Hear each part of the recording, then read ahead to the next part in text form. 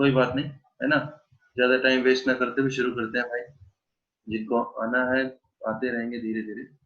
Okay, देखिए आज हम लोग जो चैप्टर शुरू कर रहे हैं, मैंने आपको बोला थर्मोडायनेमिक्स है। और थर्मोडायनेमिक्स में से कुछ पोर्शन जो है वो आपका इस साल हटा दिया गया है, वो मैं आपको बाद में बता दूंगा, ठीक है। लेकिन हम ये नहीं है कि हम लोग उस पोर्शन को छोड़ेंगे, कोई बात नहीं, सीबीएसई ने हटा दिया तो वो जेई मेन से तो हटेगा नहीं, ठीक है ना। जेई मेन में तो आना है वो, तो उसको भी हम लोग करेंगे फर्स्ट लेक्चर है थर्मोडायनेमिक्स का। देखिए सबसे पहले मैं यहाँ पर शुरू करूँ थर्मोडायनेमिक्स में। कौन सा ब्लैक कोई चाहिए? म्यूट कर ले बच्चा अपने आप को। थर्मोडायनेमिक्स में यहाँ पर आपको क्लियरली दिख रहा होगा, दो चीजों से मिलकर ये थर्मोडायनेमिक्स बना होगा। किस किस से? थर्मो प्लस डायनेमिक, ठीक है। थर्मो मतलब होता है हीट, और डायनेमिक मतलब होता है मोशन। मोशन या फिर यहाँ पर हम लोग बोल सकते हैं फ्लो, ठीक है। देखिए आपको क्लियरली दिख रहा है थर्मो मतलब क्या होता है हीट, और डायनेमिक मतलब क्या होता है मोशन। तो हम लोग यहाँ पर बात करें, देखिए बात करें हम लोग थर्मोडायनेमिक्स में पढ़ेंगे क्या, हम लोग थर्मोडायनेमिक्स में हीट के मोशन के बारे में पढ़ेंगे कि हीट कहाँ से आ रही है, कहाँ को जा रही है। आपने पढ़ा होगा, देखिए आप लोग देखते हैं, अगर आप चाय के कप जो है, चाय गर्म चाय के कप को थोड़ी देर रख देते हैं तो वो चाय ठंडी हो जाती है। तो वो चाय ठंडी क्यों हो जाती है? हीट का फ्लो कहाँ से कहाँ हो रहा है। अगर आप लोग जो है पानी की, ठंडे पानी की बोतल को बाहर धूप में रख देते हैं गर्मी में, तो वो गर्म हो जाती है। तो हीट का फ्लो कहाँ से कहाँ हो रहा है, उस चीज को हम लोग यहाँ पर पढ़ेंगे। And heat is a form of energy, ठीक है। क्योंकि इस चैप्टर का दूसरा नाम एक जो है दैट इज थर्मोडायनेमिक्स, या फिर एक दूसरा नाम इसको हम लोग बोलते हैं chemical energetics. Chemical energetics,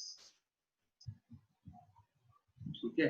chemical energetics का मतलब है जिसमें हम लोग यहाँ पर डिफरेंट फॉर्म्स ऑफ एनर्जी और उनके बीच में रिलेशनशिप और उनका ट्रांसफॉर्मेशन के बारे में पढ़ेंगे। तो दो नाम बताए मैंने थर्मोडायनेमिक्स के, थर्मोडायनेमिक्स और केमिकल एनर्जेटिक्स। तो मैं एक बार डेफिनेशन लिखता हूँ कि क्या डेफिनेशन होती है।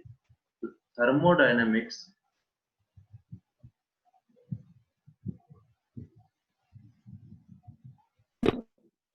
is the branch of chemistry, sir wait sir, बोलिए। Thermodynamics is the branch of chemistry in which we deals with the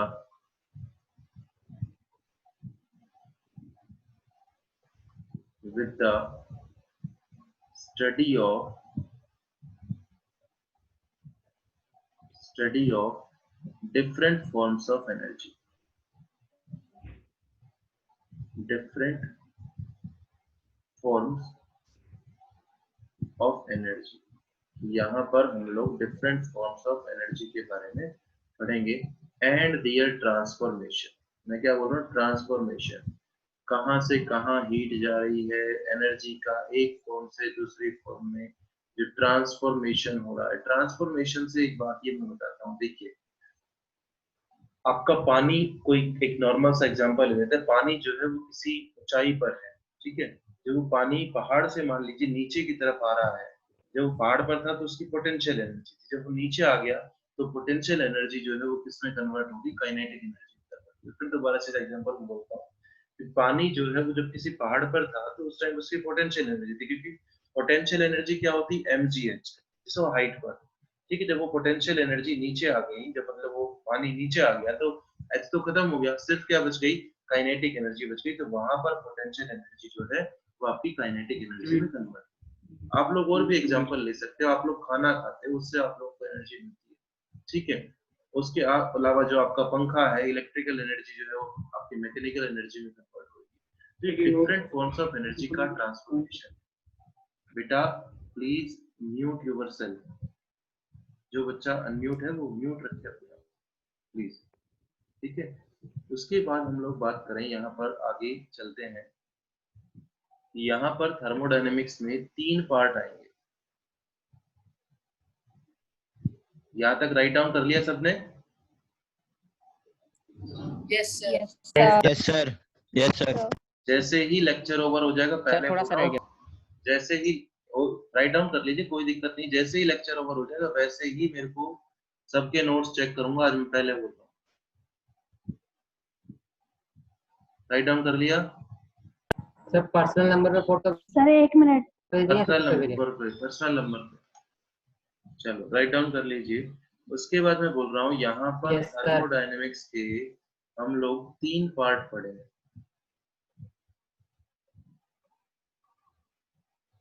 thermodynamics के हम लोग 3 पार्ट पढ़े।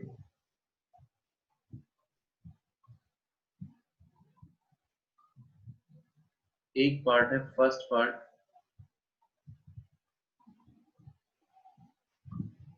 इसे FLOT लिख रहा हूँ शॉर्ट फॉर्म में, फुल फॉर्म लिखूंगा अभी। फिर है सेकंड पार्ट,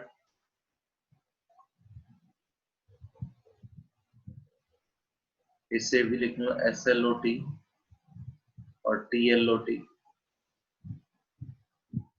ठीक है। फिर लिख रहा हूँ थर्ड पार्ट। आज सिर्फ बेसिक चलेगा, जो आप लोगों को थर्मोडायनेमिक्स करने के लिए जरूरी चीजें। थर्ड पार्ट में हम लोग पढ़ेंगे thermochemistry.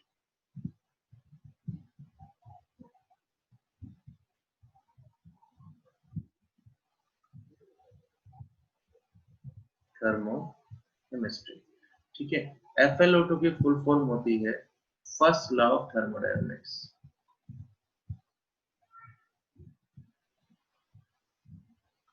Thermodynamics short form TD लिख रहा हूं मैं, फर्स्ट लॉ ऑफ थर्मोडायनेमिक्स, ठीक है।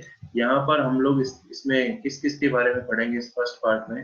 इस फर्स्ट पार्ट में पढ़ेंगे हीट के बारे में, इस फर्स्ट पार्ट में पढ़ेंगे हम लोग वर्क के बारे में, इस फर्स्ट पार्ट में पढ़ेंगे हम लोग एंथैल्पी के बारे में।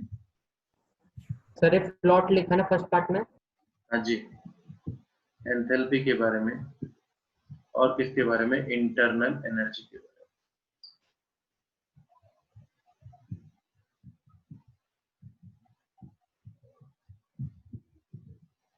ठीक है। सेकंड लॉ ऑफ थर्मोडायनेमिक्स और थर्ड लॉ, ये SLOT मतलब second law of thermodynamics, TLOT मतलब third law of thermodynamics.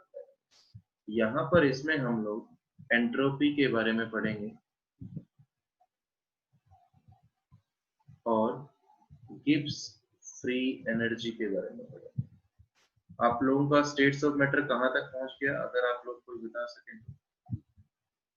Grams law. Graham's law. मतलब 4-5 दिन का बच रहा है, ठीक। ओके।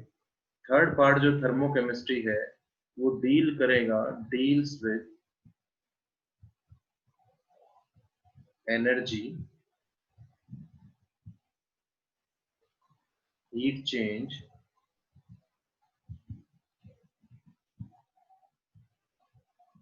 ड्यूरिंग पार्ट 1 के थर्ड पे क्या लिखा है?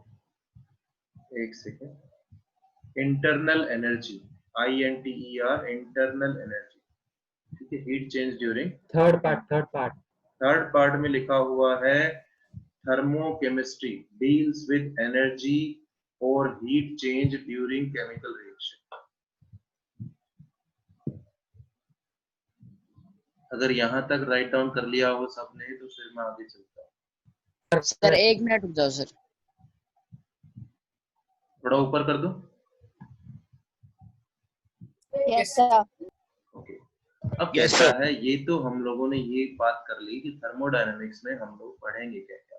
थर्मोडायनामिक्स में first part FLOT, second part SLOT, TLOT, third part में थर्मो, ठीक है। अब मैं यहाँ पर बात कर रहा हूँ इसकी कि भैया थर्मोडायनामिक्स पढ़ने के पीछे रीजन क्या था, यानी कि सिग्निफिकेंस क्या था। सिग्निफिकेंस की हम लोग पढ़ क्यों रहे हैं, सिग्निफिकेंस ऑफ थर्मोडायनेमिक्स। ठीक है, मैं क्या बोल रहा हूँ बच्चा कि थर्मोडायनेमिक्स पढ़ने के पीछे रीजन क्या है, आप क्यों थर्मोडायनेमिक्स पढ़ रहे हैं, ऐसा क्या है जो आप लोगों को थर्मोडायनेमिक्स में सीखने को मिलेगा। ठीक है, तो अब तो ऊपर चल सकता हूँ।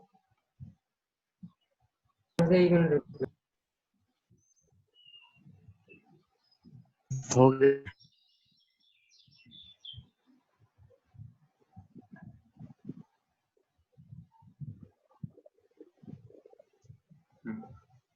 ठीक है, तो सिग्निफिकेंस क्या है, सबसे पहला सिग्निफिकेंस है थर्मोडायनेमिक्स का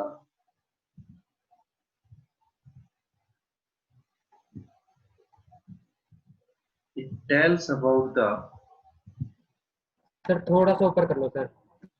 okay, it tells about the, wait करेंगे, इट टेल्स अबाउट द,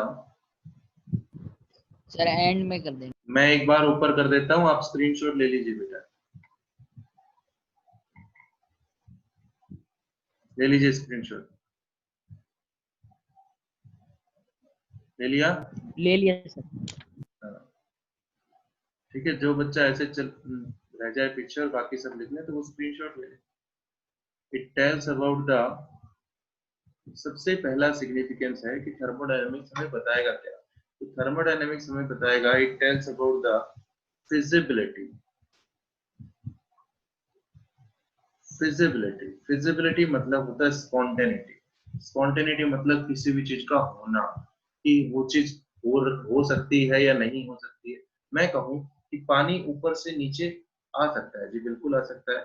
पानी नीचे से ऊपर कब जा सकता है, आप खुद बताइए कि देखो आपको, आपके छत पे पानी है, छत से पानी नीचे आराम से आ जाएगा, आपको कुछ भी नहीं करना, सिर्फ चालू हो जाएगा वो पानी अगर आप नीचे भेजना चाहते हो। लेकिन वही पानी अगर आपको नीचे से ऊपर भेजना हो तो क्या होगा बताइए, क्या करना पड़ेगा आपको, मोटर लगानी पड़ेगी। मोटर लगानी पड़ेगी, फोर्स लगाना मोटर पड़ेगा से सर। ही वो पानी ऊपर जा सकता है। ठीक है, आप मोटर जब तक लगा के रखोगे तब तक वो पानी नीचे से ऊपर जाता रहेगा, जैसे ही मोटर बंद करोगे पानी नीचे से ऊपर जाना बंद हो जाएगा। ठीक है, it tells about the feasibility of the reaction, of the process या reaction, it tells about the feasibility of the process. अब दूसरी बात करें, इसने मेरे को फिजिबिलिटी का मतलब बताया। फिजिबिलिटी का मतलब देखो, आप बात करें, आपने चाय बनाई, चाय गर्म है उस टाइम पर, चाय आपने रख दी, चाय का ठंडा होना अपने आप होती है, आप करते हैं चाय को ठंडा, सर अपने आप होती है। अपने आप हो अपने जाती है, आप। उसके लिए आपको कुछ नहीं करना ना, दैट इज स्पॉन्टेनियस, वो अपने आप होने वाली है। लेकिन अगर वही चाय ठंडी हो जाए और ठंडी होने के बाद दोबारा हमें गर्म करना है तो क्या करेंगे, धूप में रख देंगे ले जाके, हमें करनी पड़ेगी। ठीक है, गैस पे उसको गर्म करना पड़ेगा। तो ये हमें बताता है कि कोई रिएक्शन फिजिबल है, मतलब किस तरह से वो रिएक्शन हो सकती है, किस तरह से वो रिएक्शन नहीं हो सकती है। दूसरा मेरे को थर्मोडायनेमिक्स में क्या बताया जाएगा, it tells about the energy changes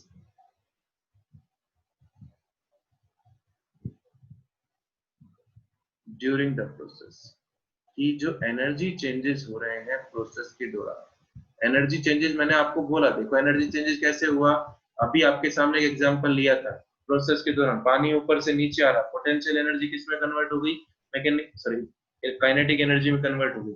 आपकी इलेक्ट्रिसिटी जो है वो मैकेनिकल एनर्जी में, आपके पंखे वगैरह चल रहे हैं, मशीनें वगैरह चल रही हैं। ठीक है, अगर हम लोग बात करें जनरेटर चलाते हैं, मैकेनिकल एनर्जी इलेक्ट्रिकल एनर्जी में कन्वर्ट हो रही है। तो ये हम लोगों को बताएगा एनर्जी चेंजेस क्या हो रही है, ठीक है, प्रोसेस के दौरान। दूसरा हम लोगों को बताएगा अबाउट द इक्विलिब्रियम, ये अगला चैप्टर है आपका, equilibrium, about the equilibrium and equilibrium concentration, equilibrium concentration of reactant and product, reactant and product। ठीक है, तो ये हम लोग इक्विलिब्रियम क्या होता है, बैलेंसिंग सी स्टेज हो जाए, मतलब जितना अमाउंट ऑफ रिएक्टेंट से एंड के प्रोडक्ट बाद बन क्या रहा लिखा है, है? जितना रिएक्टेंट से प्रोडक्ट बन रहा है उतना ही प्रोडक्ट से क्या बन रहा है, रिएक्टेंट बन रहा है। तो ये हम लोगों को तीन चीजों के बारे में बताया। ये पोर्शन जो है अबाउट द इक्विलिब्रियम वाला वो आपके सिलेबस में इतना नहीं है, ठीक है। अबाउट द इक्विलिब्रियम चैप्टर पूरा है, लेकिन यहाँ पर थर्मोडायनेमिक्स में इतना यूज नहीं है, ठीक है। ओके, अब उसके सर एंड के बाद एंड के बाद क्या लिखा है sir? And equilibrium concentration of reactant, equilibrium concentration of reactant and, यहाँ तक राइट डाउन कर लिया सबने? Yes sir. Yes sir. Okay, ठीक है। उसके बाद आगे चलते हैं। देखिए मैं लिमिटेशंस भी इसकी अभी लिख रहा हूँ, देखो कितनी अच्छी बात है ना। पढ़ेंगे बाद में, पहले सिग्निफिकेंस पढ़ लिया और लिमिटेशन पढ़ते हैं। Limitations,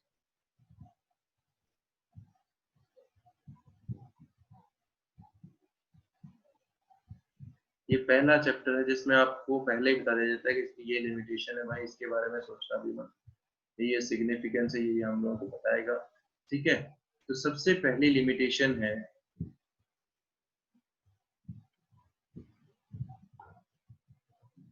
it only deals, sir ऊपर कर दो सर थोड़ा सा। आपने स्क्रीनशॉट नहीं लिया? नो सर, सर मैं चला गया था सर अभी कहीं सर। ले स्क्रीनशॉट ले ले ले ठीक है। it only deals with bulk properties of matter, it only deals with bulk properties of matter। ये मैटर की बल्क वाली प्रॉपर्टी, बल्क क्या होता है? जो अंदर, मतलब गहर अंदर वाली प्रॉपर्टीज हैं, मैटर के अंदर जो चीजें होती हैं उसके बारे में हम लोग डिस्कस करते हैं। बाहरी सरफेस पे क्या हो रहा है उसके बारे में हम लोग इतना डिस्कस नहीं करते। अंदर, मैटर के अंदर क्या चेंज हो रहा है, फिर बोल रहा हूँ, जैसे हम लोग बात करें चाय के कप पे क्या हो रहा है उस पे, उसकी बात नहीं करते हम लोग, उस चाय के अंदर क्या हो रहा है उसकी बात कर रहे हैं, ठीक है। जैसे किसी ग्लास में गर्म पानी लिया, किसी ग्लास में ठंडा पानी लिया, तो उस ग्लास में क्या चेंज हो रहा है सरफेस पे, उसकी बात नहीं कर रहे हैं हम लोग। उस ग्लास में जो पानी है उसके अंदर क्या चेंजेस हो रहे हैं उसके बारे में हम लोग यहाँ पर बात करेंगे, ठीक है। अब कहता है इस चैप्टर में आपने कहा कि आपको बताएगा कि कोई रिएक्शन होगी या कोई रिएक्शन नहीं होगी, कोई प्रोसेस स्पॉन्टेनियस है या कोई प्रोसेस स्पॉन्टेनियस नहीं है, लेकिन ये आपको ये नहीं बताएगा कि कोई चीज कितनी स्पीड से हो रही होगी। तो हम लोग क्या कह रहे हैं, although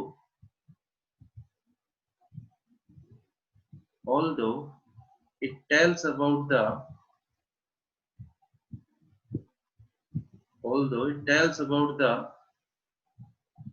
feasibility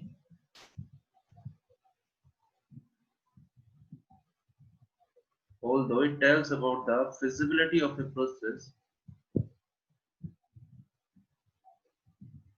but do not tell about the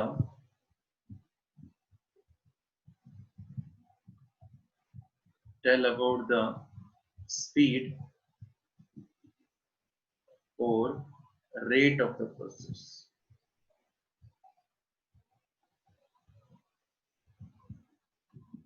ठीक है, but do not tell about the speed और rate of the process, मतलब वो प्रोसेस कितनी स्पीड से हो रही होगी उसके बारे में हम लोगों को ये नहीं बताएगा। यहाँ तक कोई दिक्कत है तो आप बोल सकते हैं,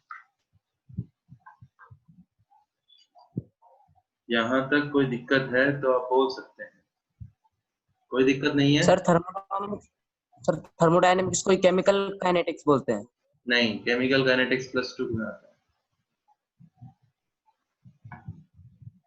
ठीक है भाई। ओके ओके, अब आगे चलते हैं। मैं आगे बोल रहा हूँ क्या, some basic terms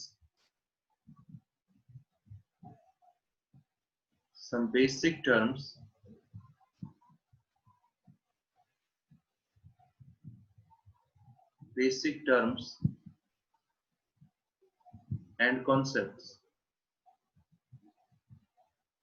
कुछ बेसिक चीजें पढ़ेंगे और कुछ बेसिक कॉन्सेप्ट्स पढ़ेंगे। some basic terms and concepts। Sir बस 2 ही लिमिटेशन थी, 2-3 ही। हाँ जी, बस यही है। उसके बाद फर्स्ट लॉ की अलग आएगी, सेकंड लॉ की अलग आएगी, थर्ड लॉ की अलग आएगी, उसके बाद अलग अलग लिमिटेशन। अभी तक जो पढ़ा है वो सिर्फ समझने का था, अब चीजें शुरू हो गई जो आपसे एग्जाम में पूछी जा सकती है। ठीक है, चलिए तो थर्मोडायनेमिक्स की सबसे पहली चीज पर आते हैं। सबसे पहली चीज मैं लिख रहा हूं system, sorry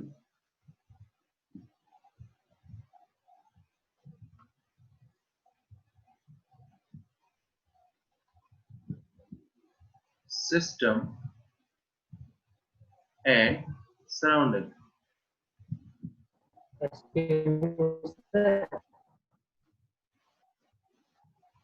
system and surroundings, ये दो चीजें मैं बोल रहा हूं, ये दो चीजें इस पूरे चैप्टर में चलेगी।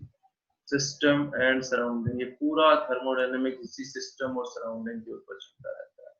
सिस्टम बोले तो क्या, सराउंडिंग बोले तो क्या, सिस्टम में क्या चेंज, सराउंडिंग में क्या चेंज। अब देखिए, सबसे पहले मैं बात करूं सिस्टम के बारे में। देखो, मैं उससे पहले एक चीज लिख रहा हूं, क्या, मैं उससे पहले यहां पर एक चीज लिख रहा हूं कि आपका जो यूनिवर्स है, यूनिवर्स है, हम लोग बड़ा थर्मोडायनेमिक्स में लैपटॉप भी छोटा है, तो पता नहीं क्या करना चाह रहा है।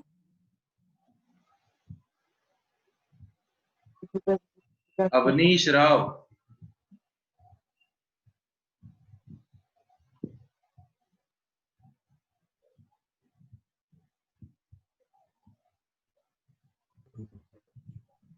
मैंने बोल दिया आप लोग अपने आप को म्यूट रखें। अवनीश, अगर वही घर में सबकी आवाज होती है, मैं कितनी बार बताया, अपने घर की आवाज क्यों सुनाते हैं आप लोग, है ना।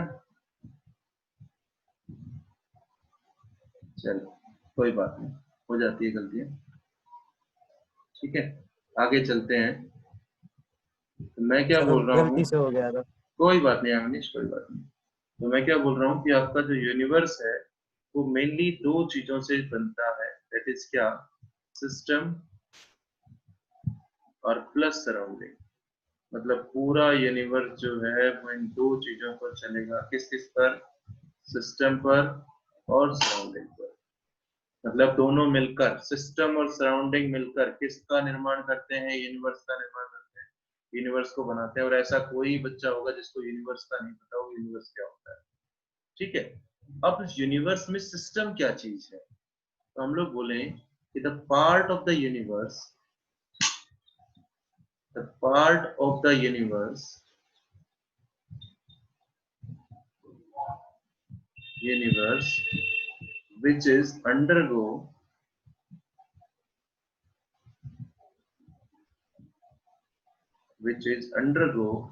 our experimental observation। मतलब जिस यूनिवर्स का वो पार्ट जिस पर हम लोग काम कर रहे हैं वो सिस्टम कहलाता है। The part of the universe which is undergo our experimental observation are called, क्या कहलाता है, सिस्टम। ठीक है, जैसे मैं कहूं, देखिए, और दूसरी डेफिनेशन इसके बाद लिखेंगे, किसके लिखेंगे, सराउंडिंग।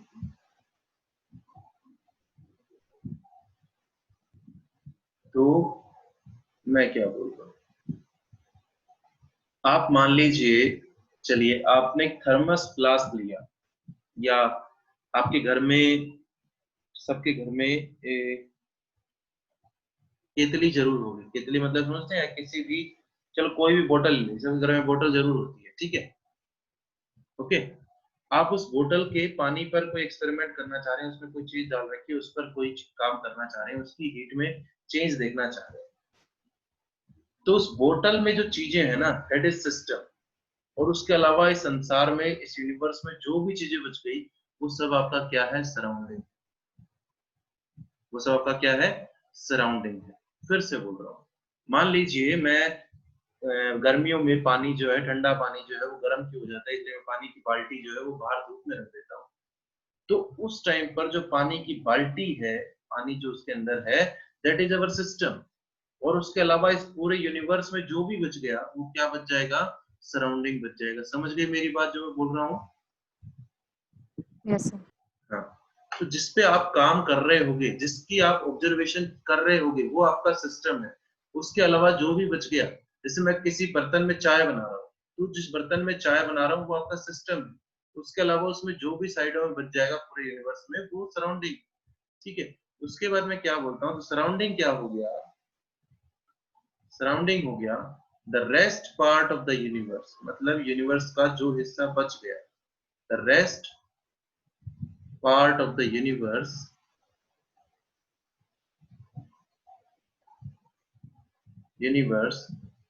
is known as क्या, is known as Surroundings. Surroundings. Universe का जो हिस्सा बच गया उसे हम लोग सराउंडिंग कहते हैं। अब देखो, अब मैं क्या बोल रहा हूँ, देखो मैं फिर एक बात बोलता हूँ। आपने पानी की बाल्टी ली, फिर से वही एग्जांपल ले रहा हूँ, पानी की बाल्टी ली, उसको चेक करने के लिए आपने धूप में रख दिया कि ठंडा पानी गर्म हो रहा है, तो पानी की बाल्टी आपका क्या हो गई, पानी क्या हो गया,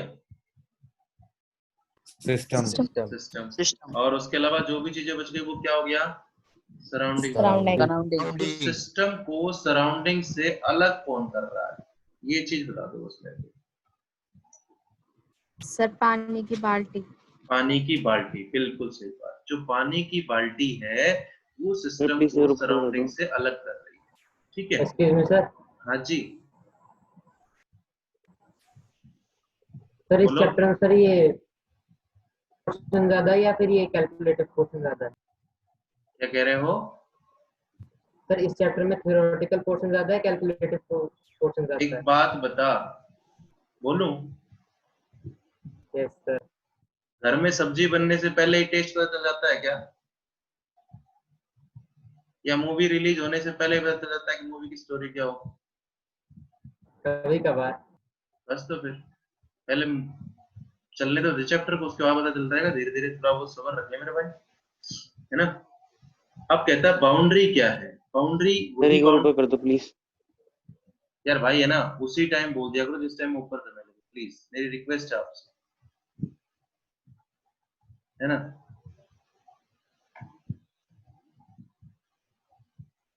ले लीजिए स्क्रीनशॉट, ले लिया? Yes sir. ठीक है, उसके बाद बाउंड्री क्या है, बाउंड्री बोल रहा हूं मैं, इंटरफेस बिटवीन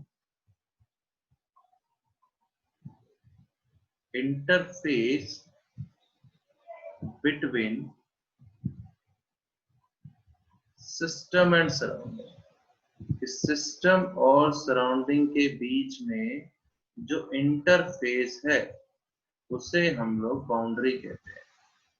जैसे मैंने अभी बताया कि पानी की बाल्टी जो है वो किस पे काम करेगी, बाउंड्री का काम करेगी।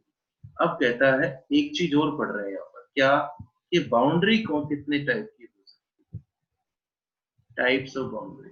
आपने देख लिया कि बाउंड्री तो कौन सी होगी, जैसे पानी की बाल्टी जो है वो आपकी बाल्टी क्या होगी, बाउंड्री होगी। तो बाउंड्री जो है वो कितने टाइप की हो सकती है। ठीक, सबसे पहली बाउंड्री है रियल, जो बाउंड्री में पढ़ रहा हूं, real and imaginary boundary. Real and imaginary boundary.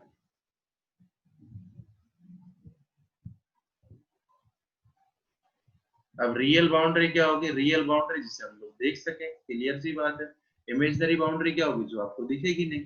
ठीक है, तो that can be seen. Real boundary वो होगी दैट कैन बी सीन, जिसे आप लोग देख सकते हो।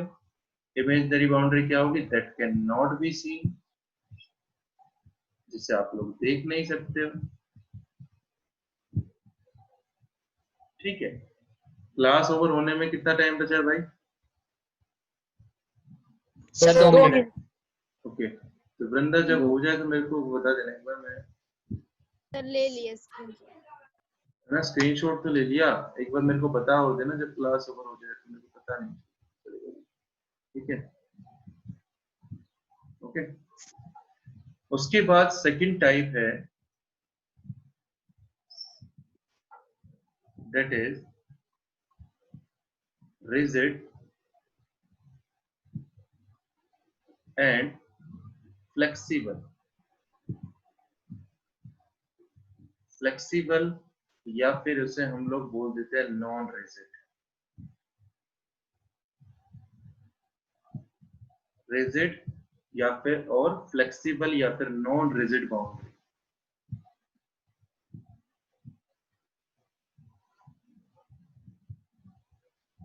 सेकेंड बाउंड्री जो मैंने बताई वो बताई। अब रिजिड क्या होती है, देखो मैं ये सब मेरे को बताने की जरूरत नहीं, हो सकता है कि आप कहते हो ये तो हमें पता है, ठीक है। तो रिजिड क्या होती है, रिजिड बाउंड्री वो होती है जिसकी वॉल्यूम कांस्टेंट होती है, मतलब इसकी वॉल्यूम में आप चेंज नहीं कर सकते। यहाँ पर V जो है दैट इज वॉल्यूम, जिसकी वॉल्यूम में आप चेंज नहीं कर सकते, वो रिजिड बाउंड्री, ठीक है। और फ्लेक्सिबल या नॉन रिजिड क्या होती है,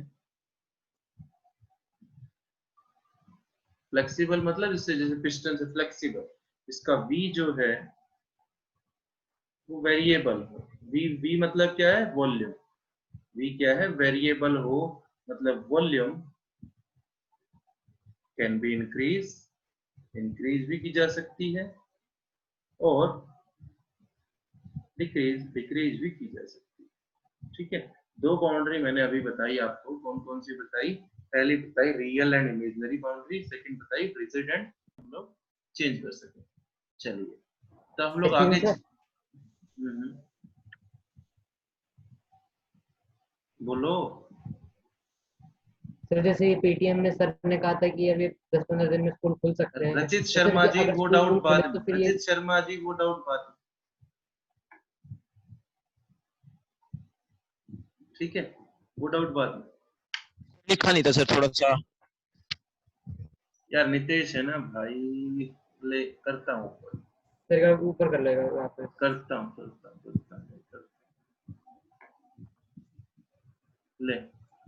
ले ले स्क्रीनशॉट ले लिया। Yes sir. ओके ठीक है, चलिए कोई बात नहीं, आगे चलते हैं। थर्ड है, जो थर्ड बाउंड्री के बारे में हम लोग पढ़ रहे हैं, दैट इज डायाथर्मिक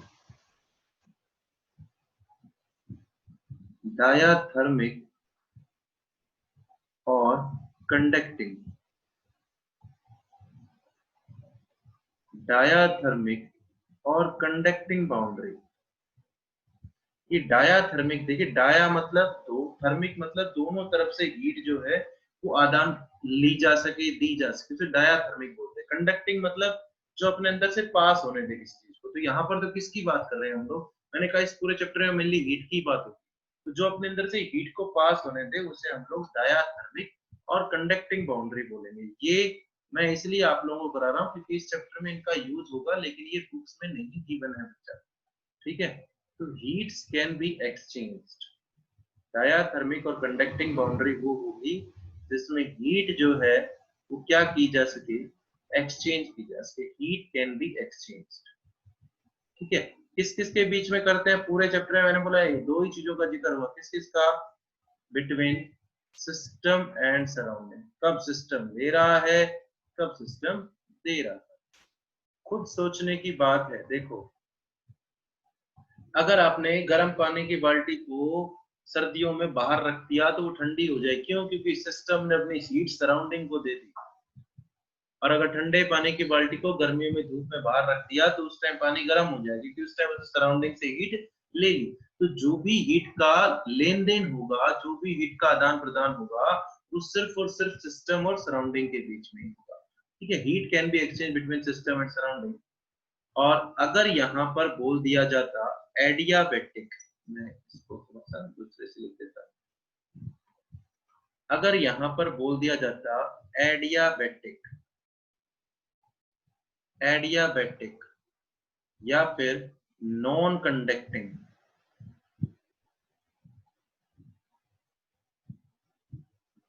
या फिर insulating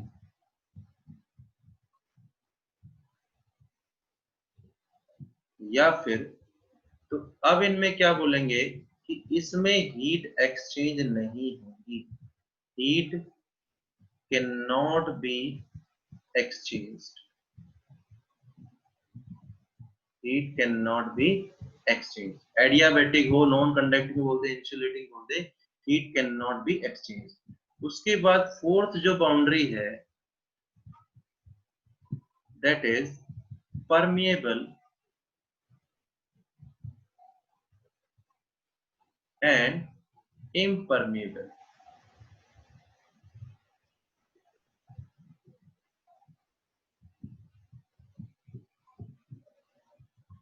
Permeable and impermeable. Permeable boundary और इम्परमिएबल बाउंड्री। अब परमिएबल बाउंड्री क्या होती है? जिसमें मास जो है, मास कैन नॉट बी एक्सचेंज्ड, जिसमें मास का एक्सचेंज नहीं किया जा सकता। इम्परमिएबल बाउंड्री क्या होती है? सॉरी, ये मैं थोड़ा गलत लिख दिया यहाँ पर, sorry, mass can be exchange. Permeable मतलब जिसमें हम लोग मास एक्सचेंज कर सके, और इम्परमिएबल मतलब जिसमें मास जो है कैन नॉट बी एक्सचेंज्ड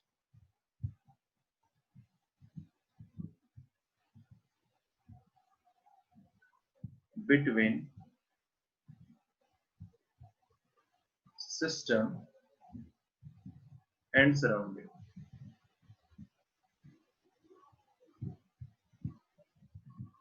ठीक है, चलो मैं आप लोगों को बीच में एक बार कुछ बोलना चाहूंगा।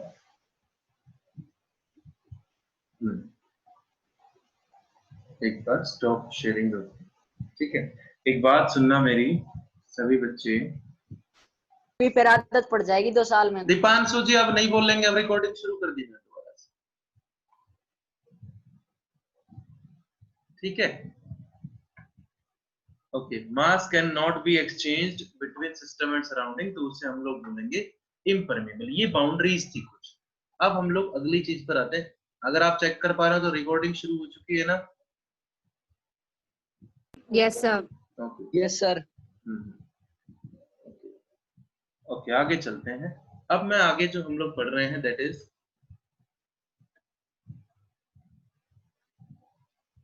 Types of system. जो सिस्टम हम लोग कर रहे हैं, सिस्टम ये, सिस्टम वो, उस सिस्टम कितने टाइप का होता है? Types of system.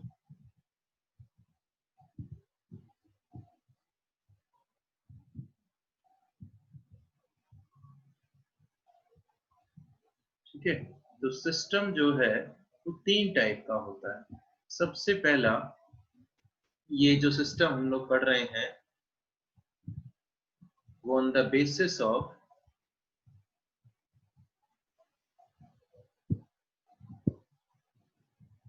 exchange of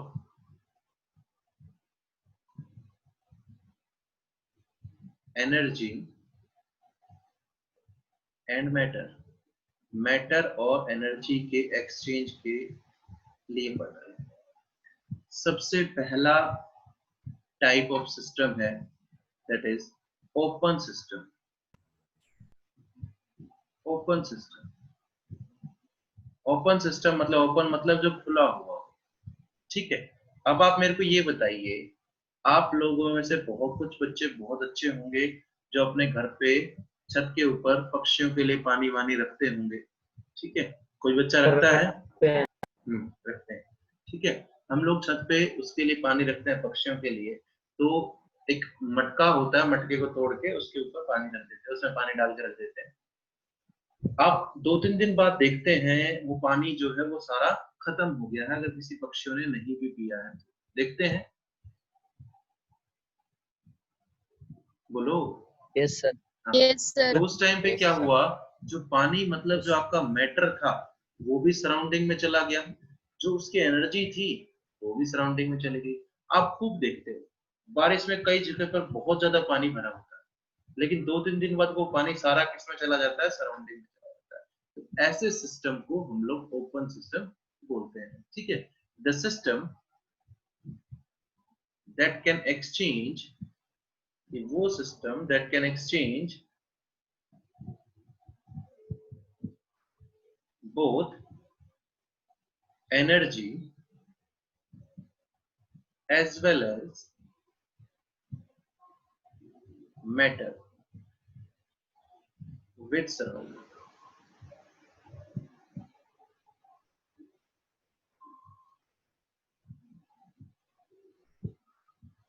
With surrounding. For example, water in a test tube or water in an open pan.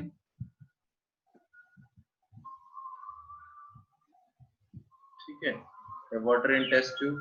Okay, अगला सिस्टम जो है दैट इज क्लोज सिस्टम, मतलब जो क्लोज हो, जो बंद कर रखा हो। वाटर इन ओपन क्या लिखा है? Open pan, PN, closed system. यार इतनी बेकार राइटिंग नहीं है जो तुम्हारे अक्षर ही समझ में आए। और ये तो मैं उस पे लिख रहा हूँ तब बोल रहा हूँ क्लोज सिस्टम। अब क्लोज सिस्टम में क्या कहते हैं, देखिए अब क्लोज का मतलब ये लगा लो, आपके घर में किसी घर में केतली है, केतली देखी कभी केतली? Yes sir. कहीं किसी चाय वाले के पास बैठे हो, खोखे वाले के पास चाय पियो तो उसके पास केतली होती है, चाय बनाने के बाद वो केतली में डाल देता है, बगल में है ना। तो उस केतली में क्या होता है कि उससे आपका मैटर जो है वो तो सराउंडिंग में नहीं जाएगा, लेकिन जो उसकी एनर्जी है वो क्या हो जाएगी, सराउंडिंग में चली जाएगी। ठीक है, एनर्जी का मतलब क्या होता है कि जो आपने चाय गर्म की थी वो थोड़ी देर बाद क्या हो जाएगी, ठंडी हो जाएगी, मतलब उसकी एनर्जी किसके पास चली गई, सराउंडिंग के पास चली गई। वो सिस्टम क्लोज सिस्टम है। आपने तो बंद कर दिया, आपने तो बंद कर दिया ना, लेकिन उसकी एनर्जी जो है वो किसके पास जा रही है, सराउंडिंग के पास जा रही है। कभी देख लेना अगर किसी घर में नहीं हो तो केतली आपको मिल जाएगी। ठीक है, तो हम लोग क्या बोलते हैं, that can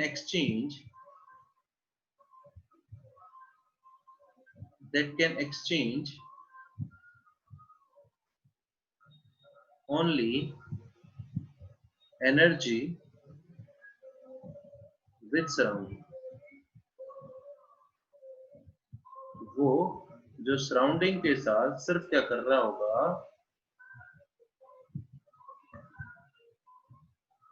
एनर्जी एक्सचेंज कर रहा होगा, नॉट मैटर, मैटर एक्सचेंज नहीं कर रहा होगा। For example, T in A kettle, ये सिर्फ केटल भी लिख सकते हो, केटल एक क्लोज सिस्टम। ठीक है, उसके बाद आता हूं थर्ड सिस्टम। थर्ड सिस्टम मैंने बोला आइसोलेटेड सिस्टम। कितना टाइम बचा है वृंदा? 3 minutes। ठीक है, इसके बाद किसकी क्लास है आप लोगों की? नहीं है आज कोई क्लास। सर आज तो हैं? सही में? Yes sir. रुक जाओ एक तो रुक जाओ। Yes sir. मैं फिर कंटिन्यू कर लूंगा ना एक सेशन में। यस सर, नहीं है कोई क्लास आज हमें। पक्का? Yes sir. ठीक है, तो भाई एक सेशन और लेना। सर के बाद और क्लास में करना। सर में नेटवर्क से प्रॉब्लम होना शुरू हो गया सर। कोई बात नहीं, नेटवर्क की प्रॉब्लम शुरू होने लग गई ना तो तुम बताना, बाद में रिकॉर्डिंग देख लेना, जहाँ पे खत्म करें वहां से। ठीक है भाई। अब आइसोलेटेड सिस्टम क्या होता है, कैन नॉट एक्सचेंज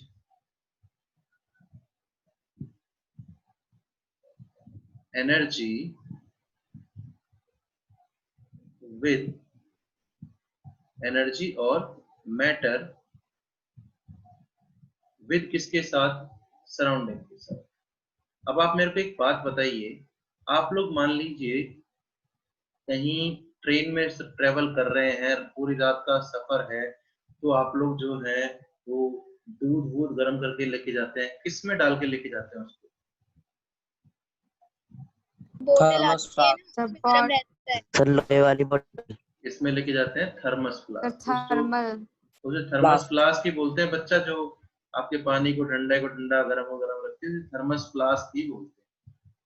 ठीक है, अब एक बात बताइए मेरे, थर्मस फ्लास्क एक आइसोलेटेड सिस्टम हो गया, ठीक है, नॉर्मल परफेक्टली आइसोलेटेड आज तक होता ही नहीं कि कभी भी आप सिस्टम और सराउंडिंग के बीच में मैटर का ट्रांसफर रोक सकते हो, लेकिन एनर्जी का ट्रांसफर कभी भी आप सिस्टम और सराउंडिंग के बीच में नहीं रोक सकते, वो धीरे धीरे चलता रहेगा।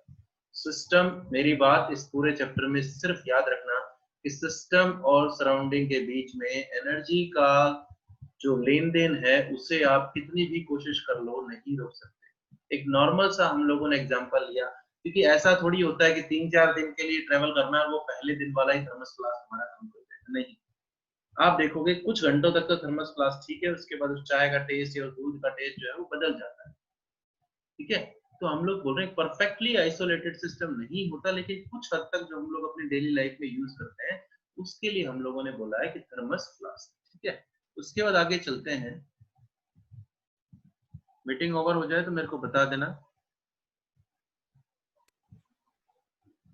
मेरे को पता नहीं सेशन कौन लोगे सर? है जी। कौन लोगे सेशन? पहले तो आ तो जाओ, फिर उसके बाद सोचते हैं। और सर थोड़ी देर के लिए ऊपर कर दे, स्क्रीनशॉट ले।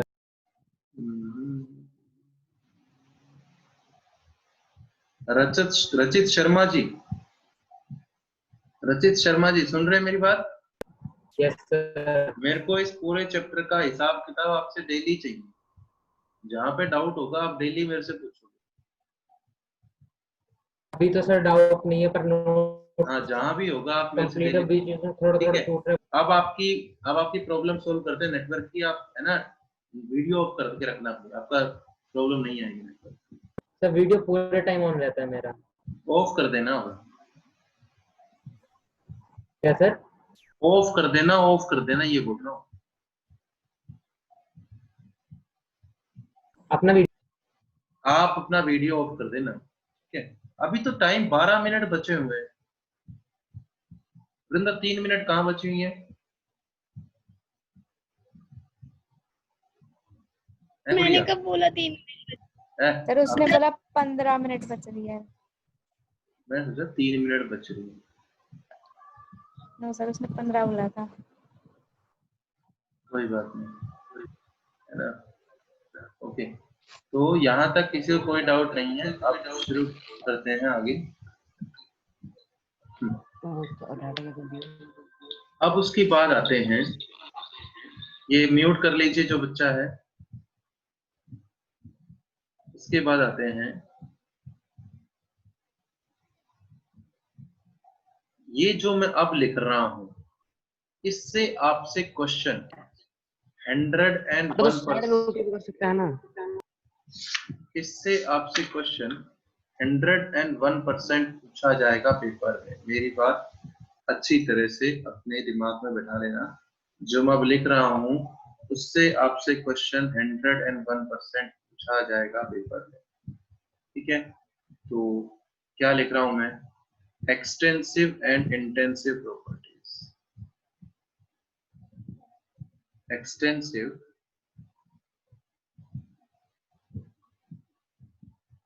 and intensive properties.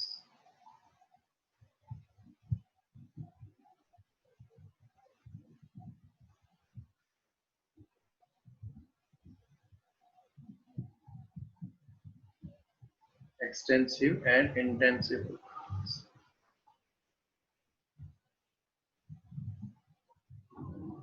अब एक्सटेंसिव क्या होती है और इंटेंसिव क्या होती है, तो मैं पहले इंटेंसिव पर जाऊंगा, बाद में एक्सटेंसिव पे जाऊंगा। पहले इंटेंसिव की बात करूंगा, बाद में मैं एक्सटेंसिव की बात करूंगा। इंटेंसिव प्रॉपर्टीज,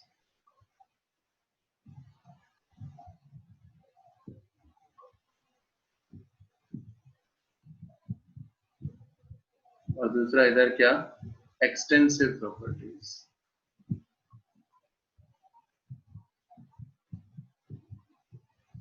ठीक है, तो इंटेंसिव से दोनों एक दूसरे के उल्टे हैं एक तरह से। तो those properties which does not depend upon the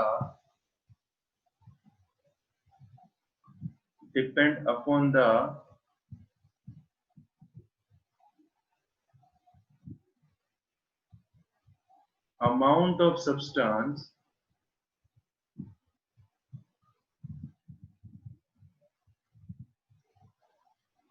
कि वो प्रॉपर्टी जो किस पे डिपेंड नहीं करेगी, those properties which does not depend upon the amount of substance only depends upon the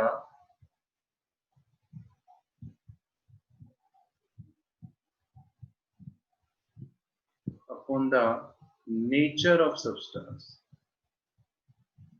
जो अमाउंट ऑफ सब्सटेंस पे डिपेंड नहीं करेगी, सिर्फ नेचर ऑफ सब्सटेंस पे डिपेंड करेगी, उसे हम लोग इंटेंसिव प्रॉपर्टी कहते हैं। ठीक है, those properties which does not depend upon the amount of substance only depends upon the nature of substance। अब एक्सटेंसिव के लिए क्या बोलोगे बता।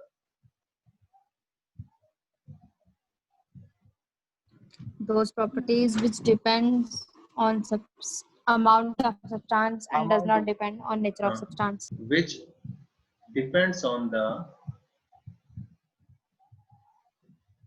मैं फिर बोल रहा हूं, इससे आपको सब्जेक्टिव और ऑब्जेक्टिव दोनों में क्वेश्चन मिलेगा। which depends on the quantity of matter। Quantity of matter या अमाउंट ऑफ सब्सटेंस पे जो डिपेंड करेगा उसे हम लोग एक्सटेंसिव प्रॉपर्टी कहते हैं। जो एक्सटेंसिव प्रॉपर्टी क्या होगी, जो क्वांटिटी अमाउंट ऑफ सब्सटेंस पे डिपेंड करेगा, और वो जो अमाउंट ऑफ सब्सटेंस पे डिपेंड नहीं करेगा वो इंटेंसिव प्रॉपर्टी। फॉर एग्जांपल, आप मेरे को ये बताइए, मेरी बात ढंग से सुनना, दोनों में ही लिख रहा हूं फॉर एग्जांपल। ठीक है, आप मेरी बात ढंग से सुन के मेरे को जवाब देना, आपको आराम से अपने आप ही आंसर मिल जाएगा। आप मेरे को एक बात बताना कि मान लीजिए मैं कहूं कि आपको एक गिलास दिया गया, ठीक है, और एक तरफ एक बाल्टी दे दी। ठीक है, दोनों की कंडीशन सेम है, ग्लास की और बाल्टी की कंडीशन सेम है। अगर मैं दोनों का टेम्परेचर निकालना चाहूं तो दोनों का टेम्परेचर अलग अलग आएगा या सेम?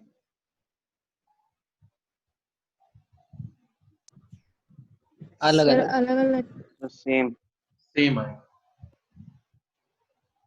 दोनों का टेम्परेचर क्या आएगा? सेम आएगा। ठीक है ना बच्चा, मैं क्या बोल रहा हूँ, सेम कंडीशंस पर हैं दोनों चीजें। सेम कंडीशंस पर ही वो ग्लास लिया गया पानी का, सेम कंडीशंस पर ही वो बाल्टी ली गई पानी की, टेम्परेचर क्या आएगा? सेम आएगा।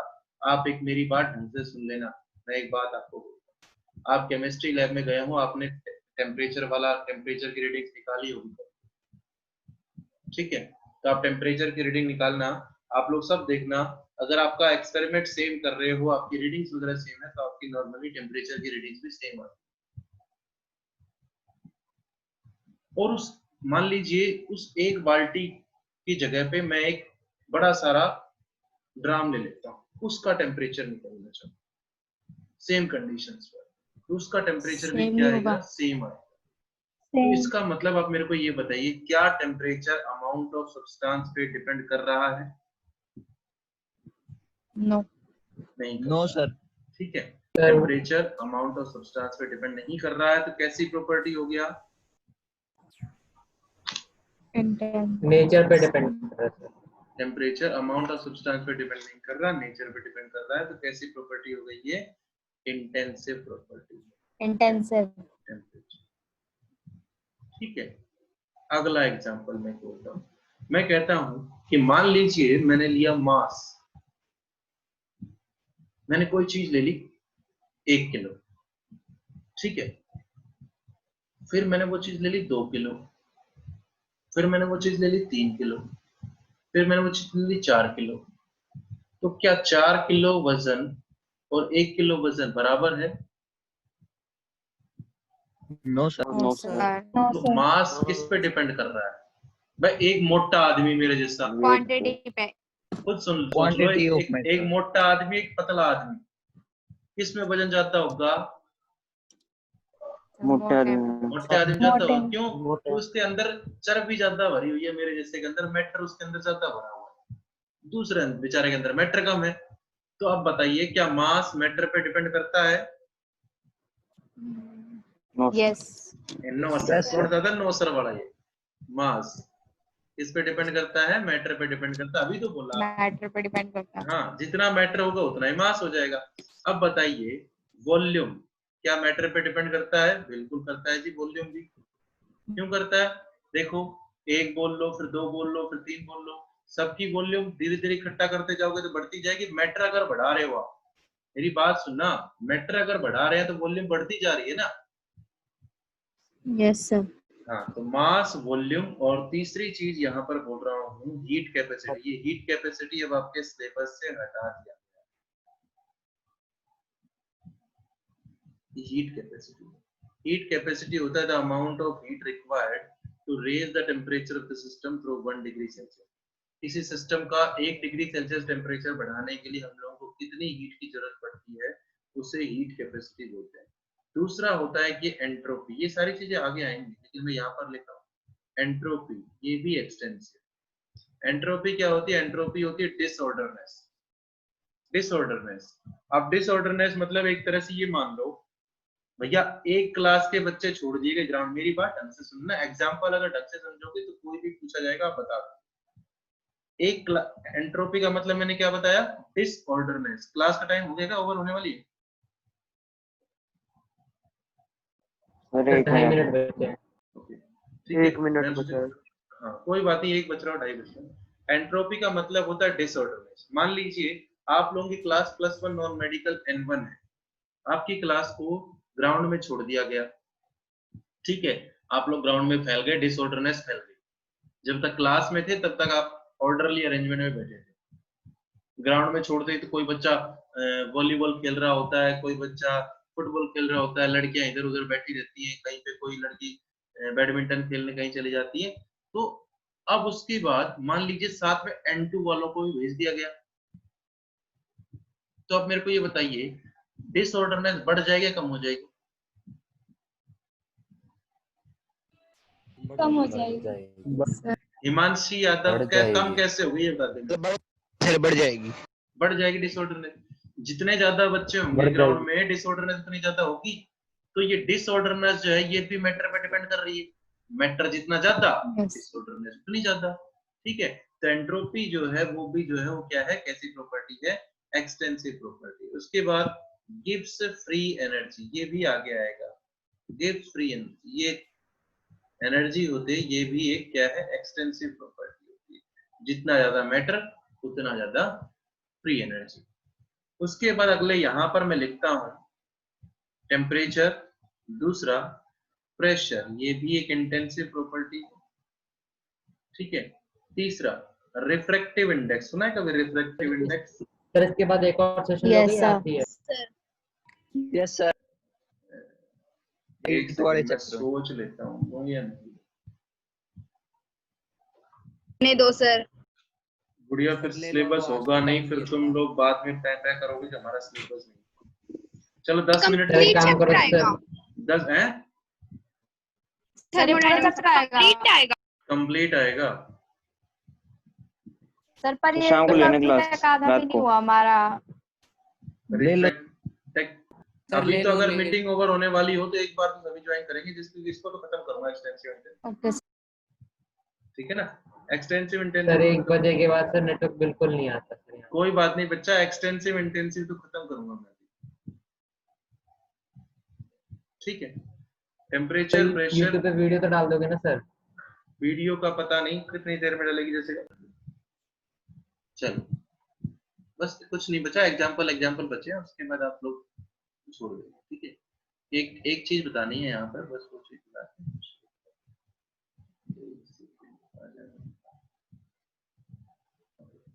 नितेश अग्रवाल जी, यहाँ तक राइट डाउन कर लिया हो तो ऊपर चल रहा हूँ, फिर आप बाद में करो। हाँ, क्या बोल रहा हूं भैया? Temperature, pressure, viscosity, density, surface tension,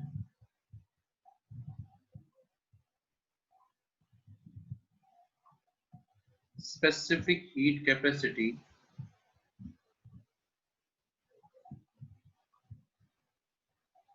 specific heat, freezing point,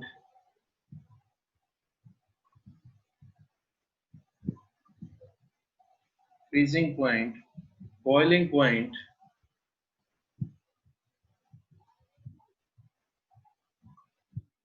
EMF, pH, mole fraction,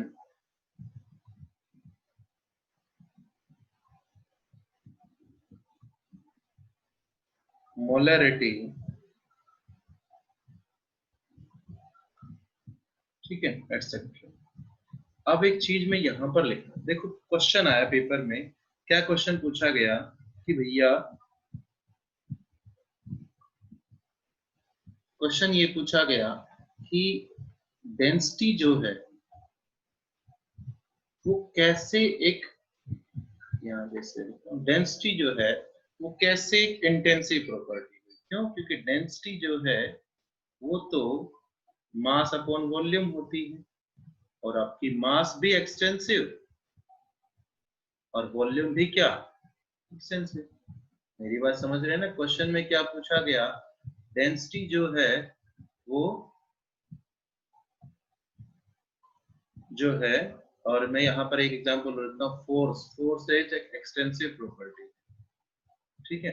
density जो है वो मास अपॉन वॉल्यूम होती है, लेकिन फिर भी वो इंटेंसिव प्रॉपर्टी में लिखा मैंने। तो मैं एक चीज लिख रहा हूँ यहाँ पर, इस नोट को अपने दिमाग में अच्छी तरह से बैठा लेना कि पेपर में क्वेश्चन इस नोट से ही आएगा।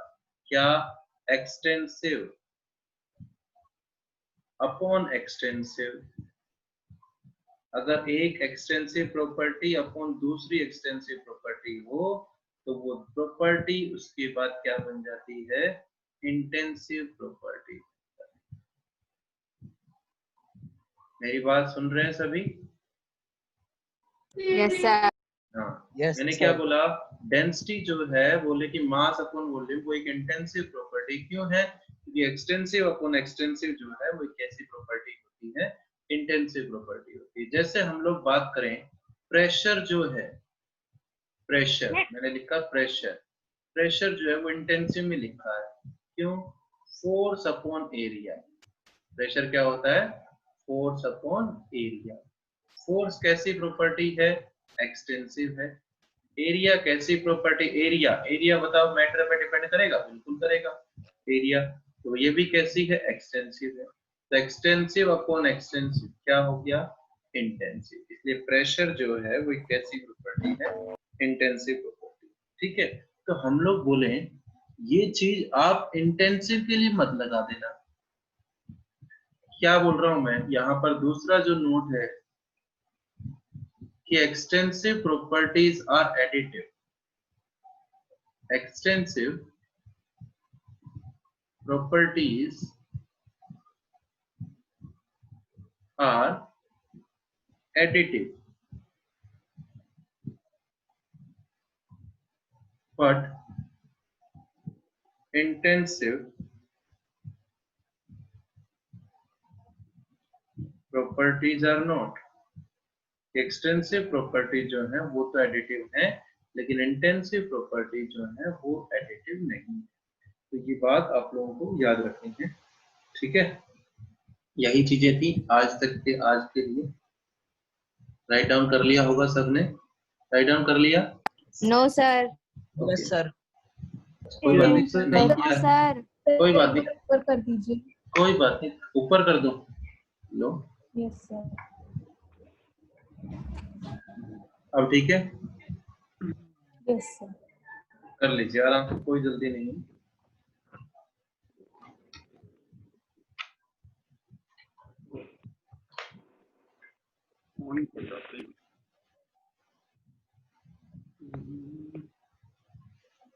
म्यूट रखे ये बच्चे, जिस बच्चे का अनम्यूट है वो म्यूट रखे अपने आप को प्लीज।